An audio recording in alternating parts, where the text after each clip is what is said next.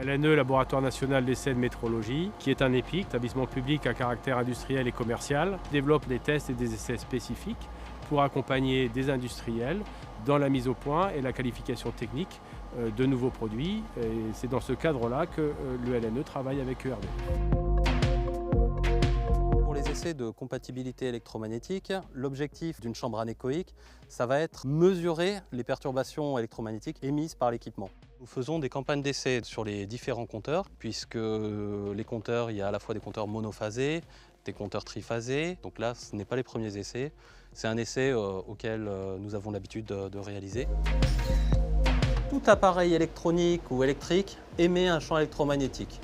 Que ce soit une cafetière, que ce soit un appareil de traitement de l'information, que ce soit un téléphone portable. L'objectif de ce compteur, c'est de ne pas émettre un niveau de champ supérieur à des normes. Dans un premier temps, nous allons faire une mesure sur 4 faces. Donc c'est ce que vous voyez ici dans les 2 polarisations de l'antenne. La mesure se passe toujours en cage de Faraday afin d'être isolée des ondes électromagnétiques extérieures, afin que cette dernière, justement, n'influence pas la mesure du rayonnement électromagnétique du compteur. On va faire une mesure sous 4 faces.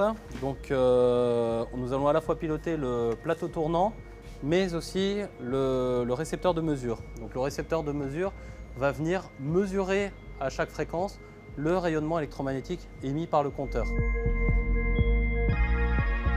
Donc nous voyons justement que les essais de mesure en émission rayonnée conformément au gabarit de la 55022, le niveau de rayonnement électromagnétique du compteur est en dessous des limites définies par la norme. Donc le compteur en émission rayonnée respecte les exigences de la directive européenne 2408 de compatibilité électromagnétique.